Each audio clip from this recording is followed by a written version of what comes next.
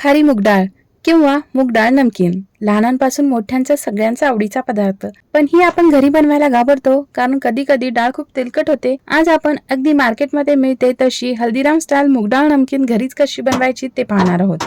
डाळ जास्त तेलकट होऊ नये यासाठी मी एक महत्त्वाची टिप सुद्धा सांगणार आहे, त्यामुळे व्हिडिओ शेवटपर्यंत नक्की पहा.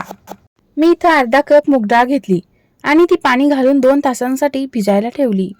2 तासानंतर तुम्ही बघू शकता मूग डाळ व्यवस्थित भिजलेली आहे. आता एका गाळणीच्या मदतीने या भिजलेल्या डाळीमधील सर्व पाणी काढून घ्यायचे. एका कॉटनच्या कपड्यावर ही डाळ काढून घ्यायची.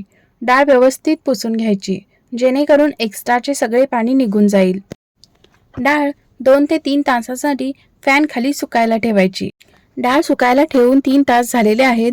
डाळ सुकलेली आहे. आता यामध्ये पाण्याचा अंश अजिबात नाही. आता तळण्यासाठी ही रेडी आहे. डाळ तळण्यासाठी इथं मी कढईत तेल तापवून घेतले आहे. यामध्ये एक गाळणी ठेवायची. आता गाळणीमध्ये मी थोडी थोडी डाळ टाकून तळून घेते. डाळ ही थोडी थोडी टाकायची, नाहीतर तेल कढईच्या बाहेर येऊ शकते. गॅसचा फ्लेम मीडियम ठेवायचा. बबल्स यायचे बंद झाले की डाळ काढून घ्यायची.